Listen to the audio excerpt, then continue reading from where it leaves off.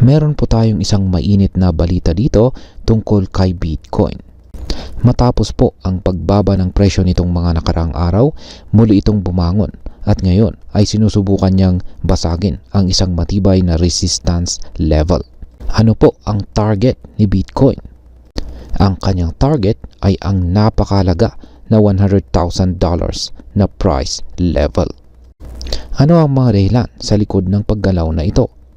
At ano ang magiging epekto nito sa atin bilang mga Pinoy crypto traders at investors ni Bitcoin? At ayan po ang siyang ating pag-uusapan sa video na ito. Pero bago po tayo magpatuloy ay pakibasa na lamang po ang disclaimer dito sa ibaba ng ating screen.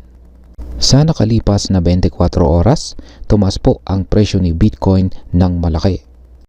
Ayon sa pinakabagong datos, ito ay kasalukuyang nasa presyong $84,289.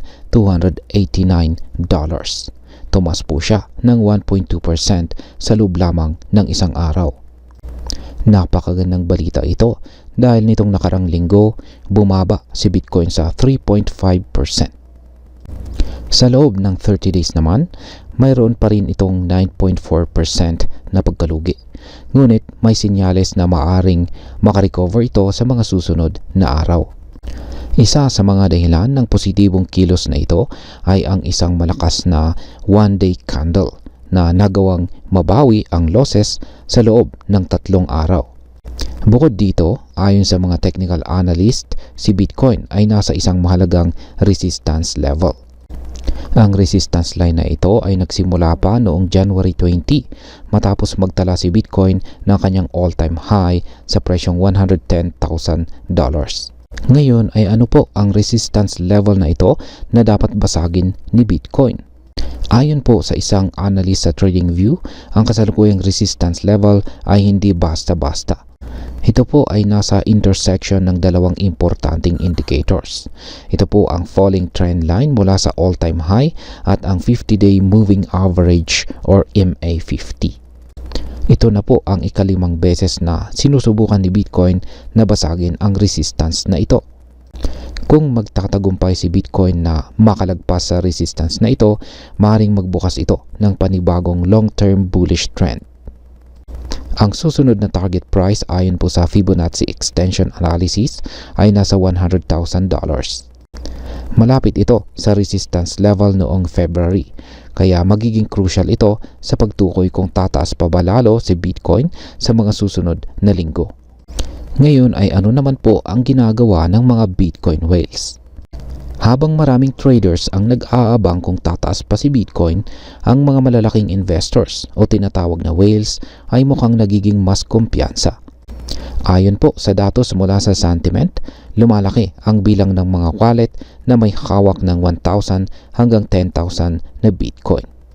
Nitong March 31, umabot na po sa 1,993 ang bilang ng ganitong klaseng wallets, ang pinakamataas mula noong December 2024. Sa loob lamang ng 5 linggo, dumagdag ang 70 or 50 na bilang ng whale wallets, kung saan ay katumbas po ng 2.6% na pagtaas. Bakit ito ay mahalaga? Kapag ang malalaking holders ay nag-accumulate ng Bitcoin, nababawasan ang supply nito sa market na posibleng magresulta sa pagtaas ng demand at syempre sa pagtaas ng presyo. Ano naman po ang ipinapakita ng Bitcoin Exchange Net Flow? Isa pang sinyales ng bullish sentiment ay ang pagbaba ng Bitcoin net flows sa mga exchanges. Ibig sabihin, mas maraming traders ang nag-hold ng kanilang Bitcoin imbis na ibenta ito. Ayon sa datos, sa nakalipas na 24 oras, mayroong 37.55% decline sa net inflows ni Bitcoin mula sa mga exchanges. Kapag mas maraming Bitcoin ang lumalabas sa mga exchanges, nangangahulugan ito na maraming investors ang may tiwala sa patuloy na pagtaas ng presyo nito. Sa loob naman ng isang linggo, ang net flow change ay nasa negative 5.21% na nagpapakita ng parehong trend. Gayunpaman, kung titingnan natin ang mas mahabang 30-day period, makikita natin ang positibong movement na positive 37.10% na maaaring indikasyon na may ilang investors pa ring nagbebenta ng kanilang Bitcoin. Ang data na ito ay tumutugma sa pagbaba ng presyo ni Bitcoin sa parehong time frame. Ibig sabihin, bagamat bullish ang short-term trend, may posibilidad pa rin ng selling pressure sa long term. At ngayon ay ano naman po ang maaring maging epekto nito para sa atin bilang mga Pinoy crypto traders at investors. Para sa atin bilang mga Pinoy crypto traders at investors ni Bitcoin, ang kasalukuyang sitwasyon po ni Bitcoin ay nagbibigay ng dalawang mahalagang insights. Una, kung sakaling mabasag ang resistance level at maabot nito ang $100,000 na price target, maaaring ito na ang simula ng panibagong bull run. Para sa mga nag-i-invest, magandang tiyempo ito upang pag-aralan kung kailan ang tamang entry point. Pangalawa, ang pagtaas ng whale wallets at pagbaba ng Bitcoin sa mga exchanges ay indikasyon ng lumalakas na kumpiyansa sa market.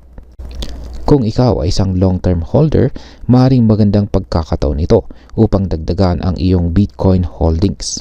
Pero syempre, kailangan pa rin ng maingat na risk management.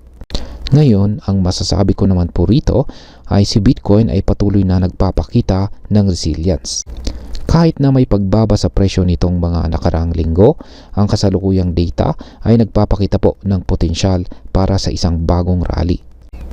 Ngunit tandaan, ang crypto market ay lagi pang volatile, kaya mahalagang magkaroon po tayo ng tamang strategy at huwag po tayong mag-invest ng higit sa kaya nating mawala.